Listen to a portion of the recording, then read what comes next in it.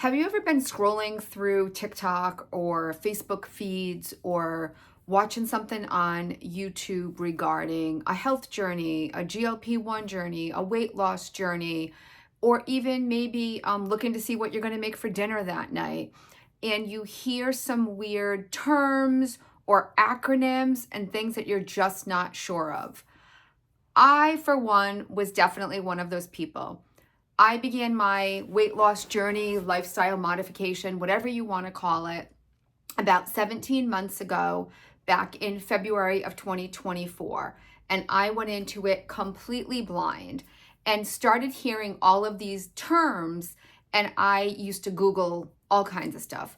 Now, 17 months later, feel like I know a thing or two thanks to the internet, ChatGPT, Google, YouTube, a million fantastic creators like you who are out there. So I figured I would share some of my experience and things that I have learned along the way. So welcome, my friends. I am Cheryl. This is my channel where, as I said, I have been documenting my weight loss journey for 17 months. I have been taking my friend Zepbound here for those 17 months, and I have successfully lost 70 pounds.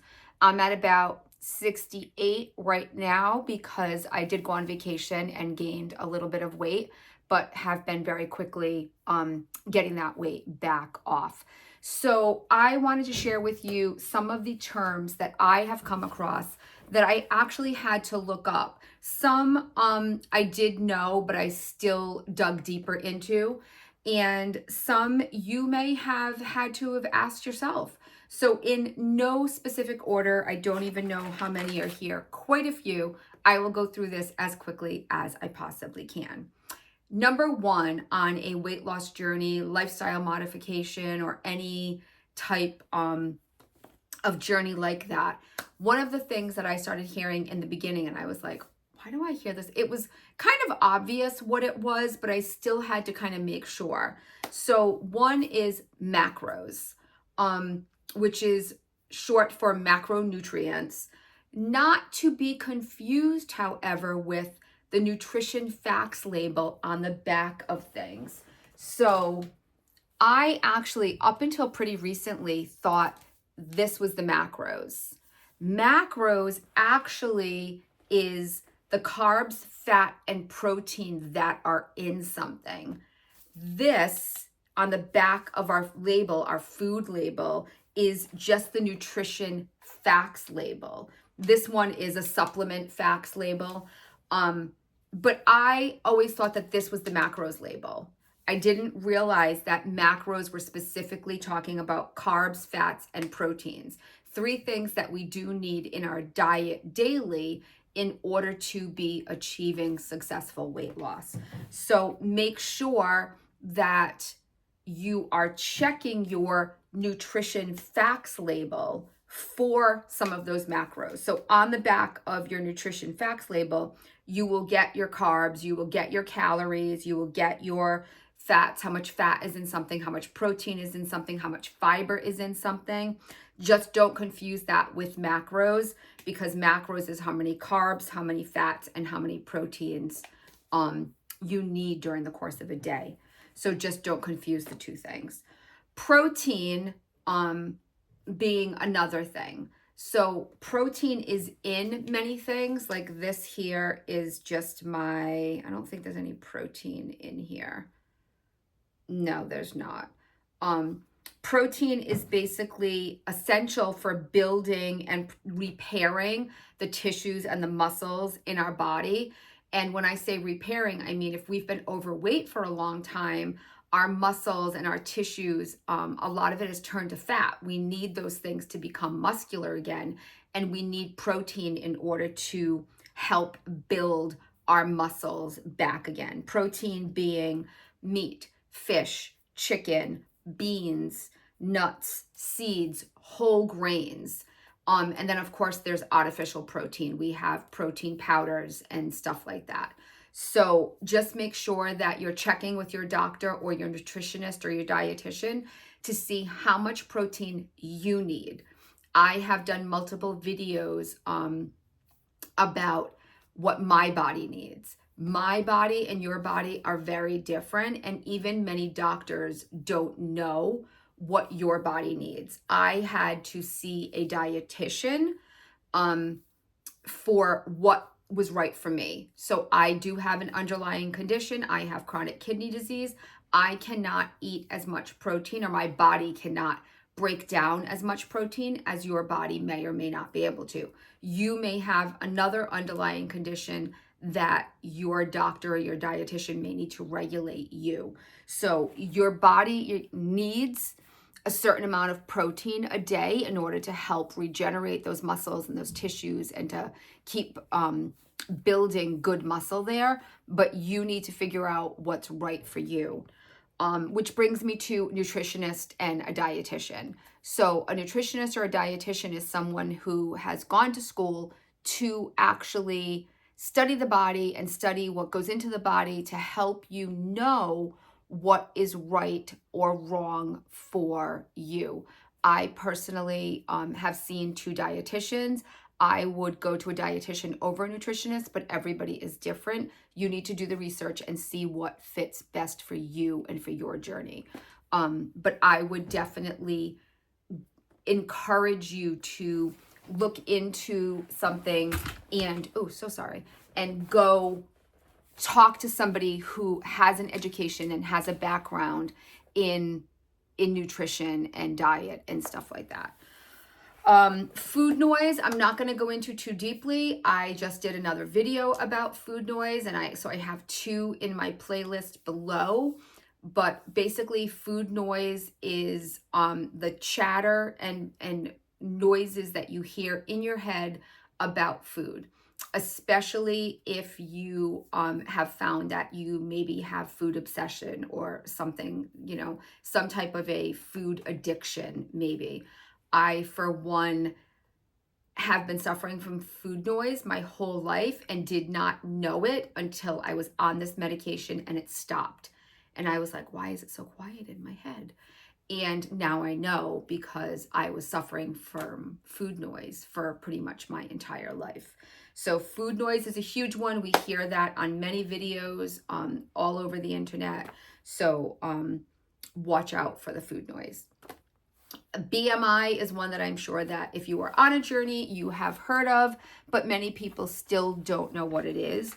BMI is your body mass index. It's basically the measurement of your body fat in your body, and that's based on your height and your weight. There's a lot of controversy and opinions out there about the BMI and how long it's been out there.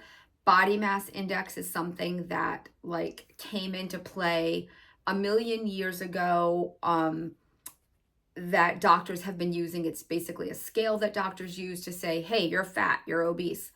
And I personally think it's very outdated and do not think that this is, I feel like we need an updated version of something like this, but that's just me.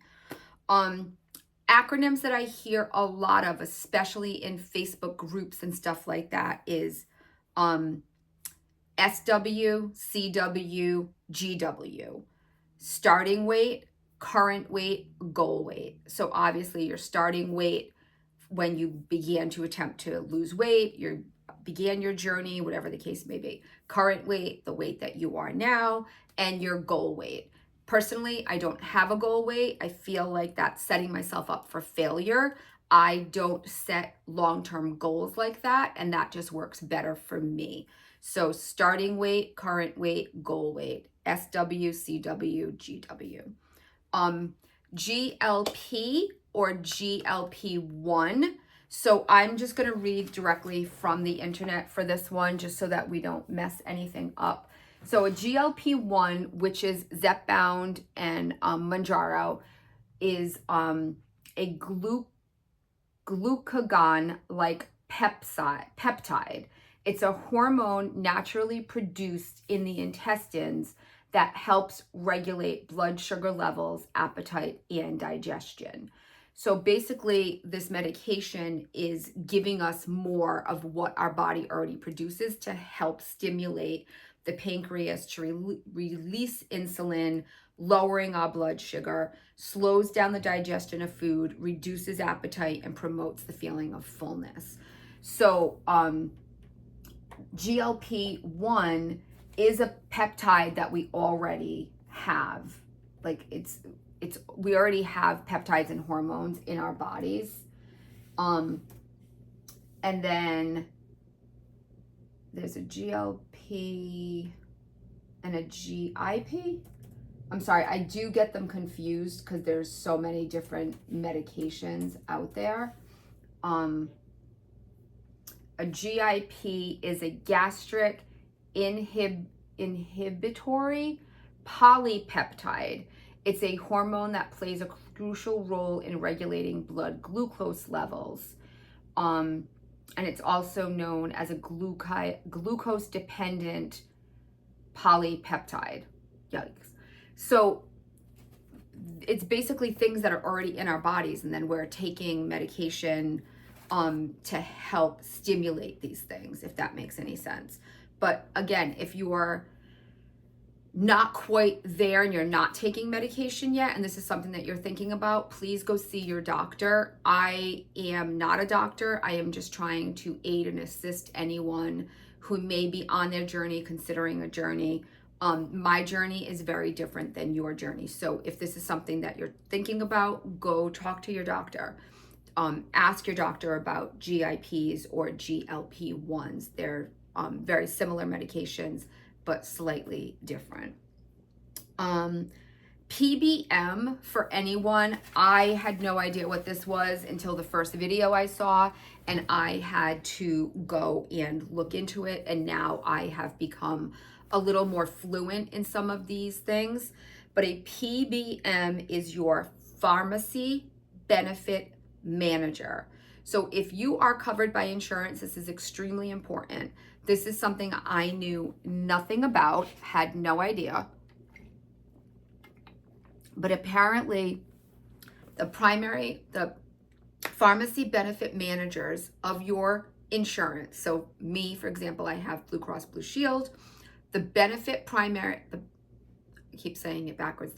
pharmacy benefit manager for my Blue Cross is CVS Caremark. That does not mean that I get my medication at CVS Pharmacy. Two different things. So I get my medication at Walmart Pharmacy. CVS Caremark is the manager of all of my pharmacy benefits. And this is where we're having some conflicts right now, because CVS Caremark has decided that they are no longer going to aid in the coverage of Zepbound and Mounjaro. So if you're in that situation, go check out that video about CVS Caremark and my suggestions on what to do. Call your insurance, call your your pharmacy benefit manager, and find out what the deal is for you specifically. I am in this category. However, I have not yet been notified. My pharmacy people seem to think that I will be stopped next week, but I still have not been notified, so we don't know what's going to happen there. But you do need to be aware that there is a larger entity out there controlling things within your Blue Cross plan, which I find just repulsive. It's absolutely ridiculous. So just check into that for sure. Your why, this is something I've heard often on videos specifically, is people asking, if you're on a journey, how did you get there? What was your why? And I have talked incessantly about my why being that I had a grandchild coming into this world who is now over 1 year old. And when I saw the video or pictures from my daughter-in-law's baby shower for this grandbaby, I thought to myself, that is unbelievable. You are so huge. How will you be able to do anything with this child? Or maybe you will die before he's 1 year old. And that hit me like a ton of bricks when I saw that picture. And I have been on my journey since a week and a half after those pictures first came out. So my why being the reason that I wanted to lose weight, get healthy, and change my lifestyle completely was my grandson, Rowan. BP, a lot of people are going to be like, really? But not everybody knows these things. BP is your blood pressure. Make sure that you are watching and you're seeing a doctor regularly and checking your blood pressure and checking like all of your stats. A1C, another thing that I really like, I'd heard it, but I wasn't even 100% sure what it was. Your A1C is your blood sugar levels in your body. So a lot of times we have our yearly blood work and our A1C is borderline getting closer to diabetes. So if your your A1C gets to a certain level, a certain number, you can be pre-diabetic, you can be borderline diabetic, you could be in the stage 1, becoming diabetic. And that's all, not good for our bodies, and a reason that doctors have started to prescribe some of these GLP-1s is to lower people's A1C. So really, really important to be doing your blood work regularly and checking on these things. I was not that person until I decided to get on board with my health journey. I have a doctor's appointment next week. This will be my 4th. I hadn't been to the doctors in several years prior to that. So don't be me. Go and get your blood work and get all of your information and make sure that you are tracking your own health, because it really is your job. So make sure that you are doing that. If it was your child, you would be doing it for your child.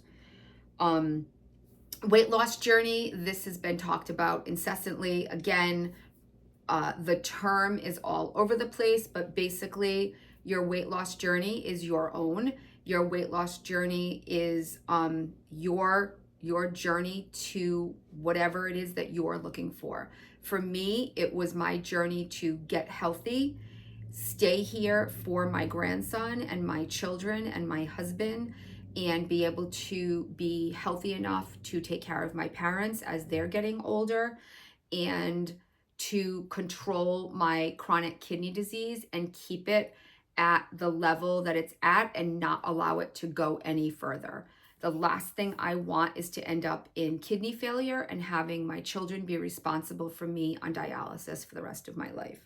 So everyone's weight loss journey is different. Your weight loss journey could be stabilizing chronic kidney disease. It could be lowering your A1C. It could be losing 40 pounds. It could be a more active lifestyle. It could be losing 400 pounds. Whatever your journey is your own, and it's whatever you want it to be.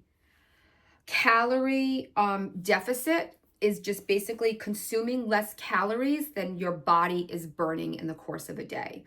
Everyone's calorie deficit is different. Many people say, oh, go here to this website and it'll give you your calories. Again, that is something I think is completely outdated.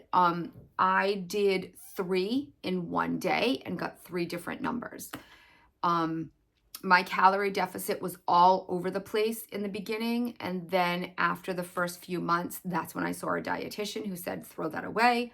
Don't use that. So I personally don't use a calorie deficit because it doesn't work for me. I use a protein intake in my head, how much protein I'm getting a day. I aim for 30, 30, and 30 grams in the morning, 30 grams in the afternoon, 30 grams around dinner time to get about 90 grams of protein. That is what my dietitian wants from me, from my body, because of my kidney disease. Yours may be very different. So my calorie intake, I don't quite know it anymore, or my calorie deficit. I don't know either. I don't know my intake or my deficit. Because I was around, when I was looking at the apps, I was around 1,200 calories a day. That was not enough calories to sustain my body throughout the day. So calorie deficit is consuming less calories. Like I said, many people go to an app, they look at it. I should be getting 1,500 calories a day. If I eat less than that, I will lose weight. That is what many people are doing and how they are tracking that. Metabolism is the process in which your body burns or your body converts food into energy. So again, you have to remember your body is different than everyone else's body. You could be the exact same height and weight as me right now, but our bodies are very different.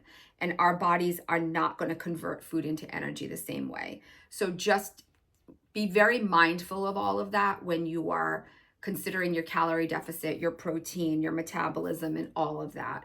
I'm just giving you terms that I have heard. I'm not trying to give you advice or unsolicited opinions.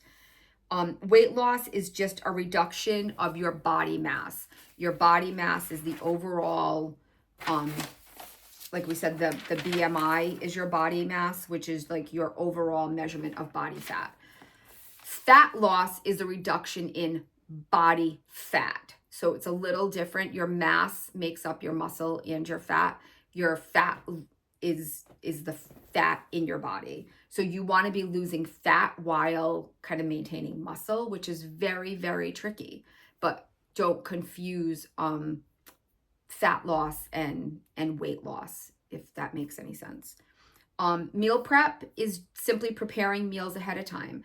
It could be prepping vegetables ahead of time, cutting fruit, making entire meals and putting them in containers.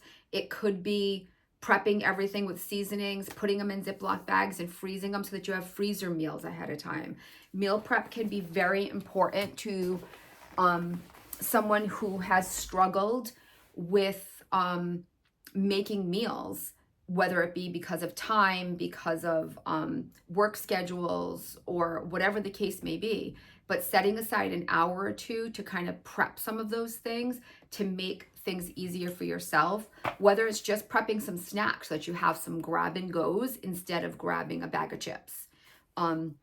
So meal prep is a word that we hear, a term that we hear often. Portion control is another one that we hear often, managing food portions. And again, this could be done by prepping things. So if you are, like to have Doritos occasionally, buy the bag of Doritos and put them in individual bags so that you're grabbing a bag instead of grabbing the bag, or buying individual portions and just having those portions instead.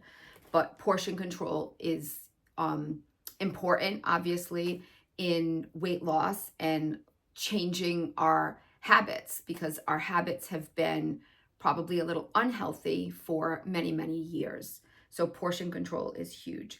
Keto is one that I hear a lot, and I don't know a lot about it, but I'll just give you the simple breakdown. Keto is a reduced carbohydrate diet to promote fat burning. So reducing carbs instead of eating all the breads and the pastas and stuff like that. It's a reduced carb intake type of diet. High protein diet would be emphasizing on protein. So I think a lot of times people do keto and like high protein kind of together, reducing the carbs and upping the protein. So high protein, emphasizing on protein to maintain that muscle. So personally, I eat my protein, but I also eat my carbs. So I always try to go with protein first. I was hungry the other night, and I couldn't really tell if it was food noise or hunger, and it was late and my stomach was growling, and in my head I was really hungry.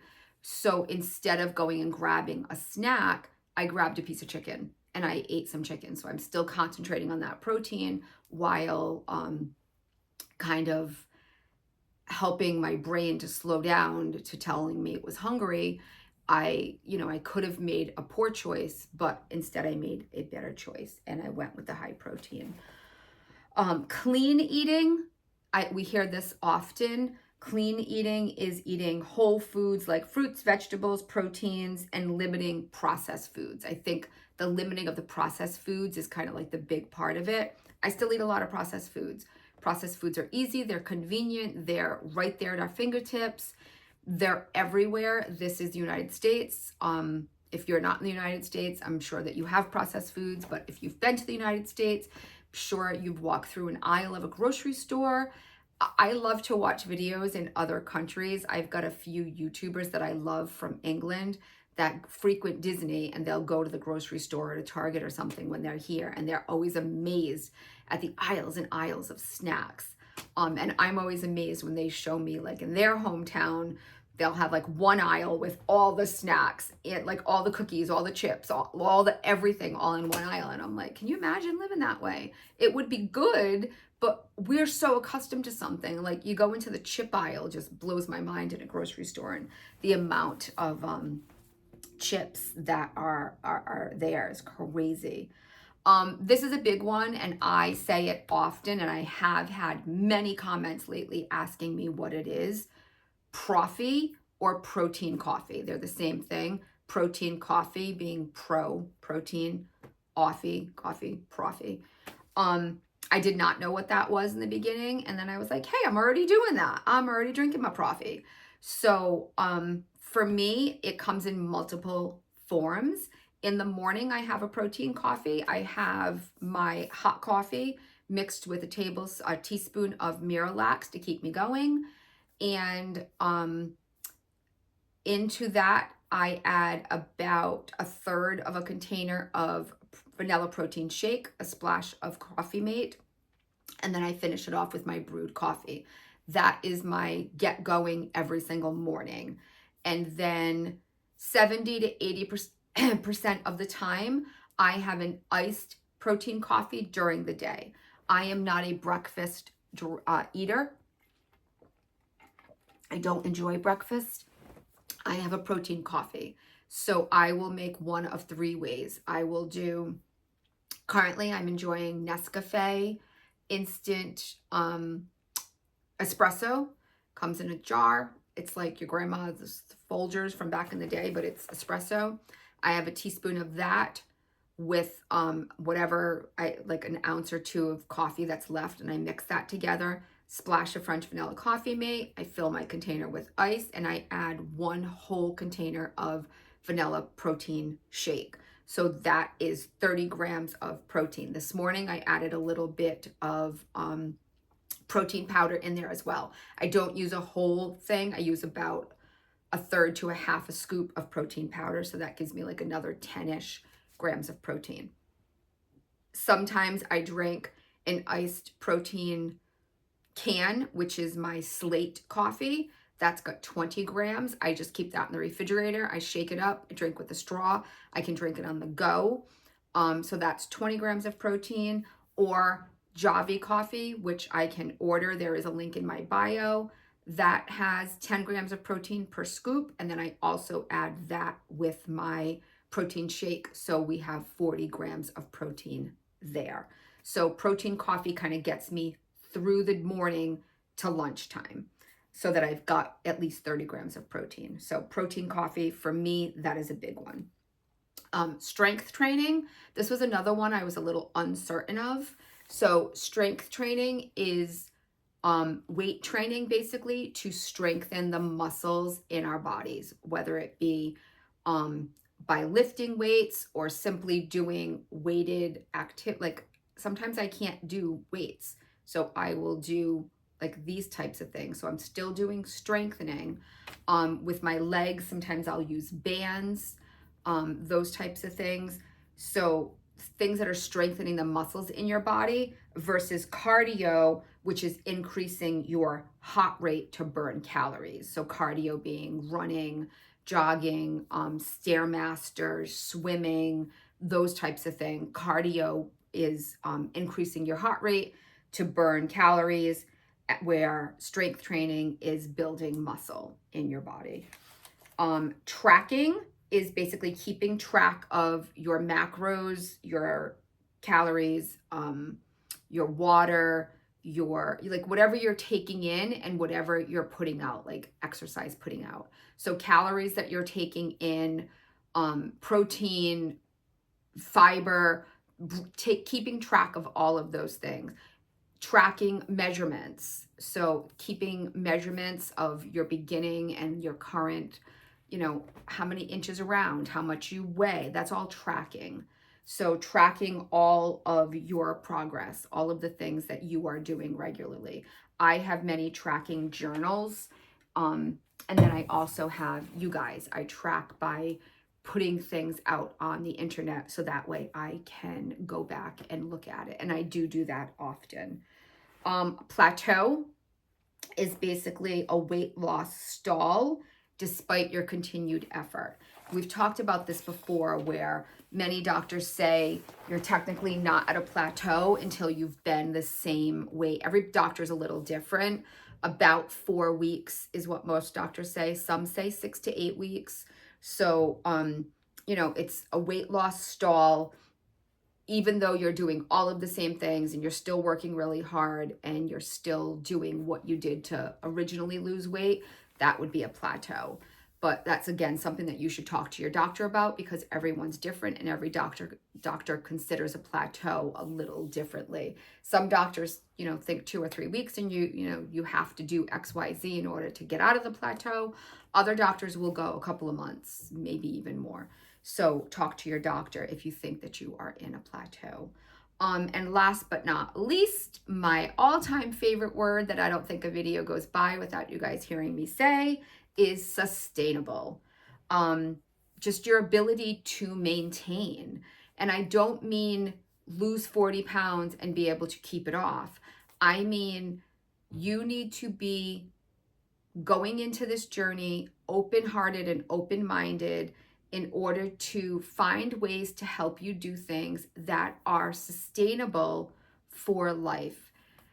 This is something that I never did before. In my 50 years, I never tried to make any long-term sustainable changes. I always wanted the quick fix. And it took me until this journey to realize it was me and a lot of the bad choices that I had been making for most of my life that needed to be changed. It wasn't, the weight wasn't going to come off and stay off if I didn't make those changes.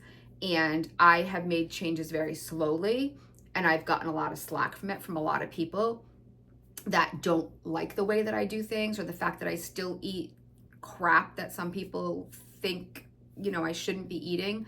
But am I going to eat the chicken cutlet and pasta for dinner? Yeah, I am. I'm not going to eat grilled chicken and steamed broccoli for the rest of my life. Why? Because it's not sustainable. It is not sustainable for me to think I am going to eat brown rice, broccoli, and grilled chicken every single day for the next 50 years. I'm not going to do it. I will eat what everybody else eats, and I'll eat this much instead of this much, which is what I normally would have eaten 2 years ago. So sustainability is extremely, extremely important. I think it's probably the number one thing in finding what works for you. I think you need to find your own journey, and you need to find what works and what is sustainable. If you think eating clean for the rest of your life is what's going to be sustainable for you, absolutely, that's what you should be doing. But that doesn't mean that your sister or your brother or your child has the same journey as you. I remember being in a classroom and a young boy talking about, I don't even know what we were talking about. And he said something about, well, I'm a vegetarian because my mom makes me. And that stuck with me for so long. And I get it, like that's the household that he's brought up in, and it is what it is. But I know this child now, and he's a carnivore, let me tell you. So it's difficult to try to inflict someone's health journey and eating habits and all of that on another human. Like, we're all our own person, and what works for one doesn't necessarily work for another. So I just think that we all need to be making changes and choices that are sustainable for us for a lifetime. And my choices are going slow and steady. I make small changes all the time. Sometimes they work, sometimes they don't, and I have to tweak it. And my weight loss is slow, but my weight loss is sustainable. And if I only lose 5 pounds a year for the next however many years, I'm okay with that because I'm happy right now. And what I'm doing right now is sustainable. So sustainable is my number one vocabulary word and number one vocabulary lesson for weight loss for all of you. So I hope that helped you even a little tiny bit. I know a lot of these things I had to kind of figure out and research. And I remember many a night sitting watching YouTube thinking, what is she talking about? And having to Google it and check into it. So I hope that this helped you. I hope that you are doing amazing on your journey and any lifestyle changes that you are currently working on. I wish you all the well, all the best, all the love and support is coming my way. Thank you all for all of your love and support, and I will talk to you guys all really soon. Remember, my friends, when you can't be the sunshine, go out and find the sunshine.